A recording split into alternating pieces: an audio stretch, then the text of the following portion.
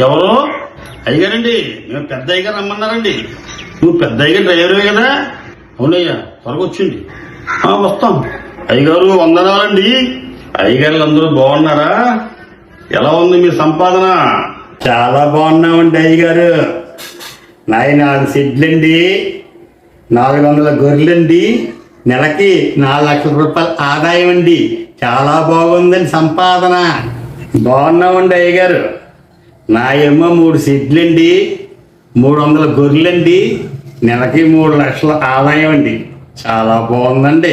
ఈ అయ్యగారు గొర్రెలను, ఆ అయ్యగారు గొర్రెలను మీ షెడ్డులోకి రమ్మన్నారట. ఎందుకని? వారు షెడ్డు వీరి షెడ్డు దూరంగా ఉందండి అయ్యా, నా షెడ్డు కాస్త దగ్గరగా ఉందని రమ్మనండి అయ్యా. అదిలా కుదురుతుంది? ఈ అయ్యగారు తయారు చేసుకున్న గొర్రెలు ఈ అయ్యగారివే, ఆ అయ్యగారు తయారు చేసిన గొర్రెలు ఆ అయ్యగారివే. నీ గొర్రెలు నువ్వే తయారు చేసుకోవాలి. వారి షెడ్లో ఉన్నా, వీరి షెడ్లో ఉన్నా, నా షెడ్లో ఉన్నా దేవుడు ఒక్కడే కదండి అయ్యా. దేవుడా తొక్క తీసేస్తాను. వీరు తయారు చేసుకున్న గొర్రెల నుండి వీరే దశం భాగాలు కానుకలు సంపాదించుకోవాలి.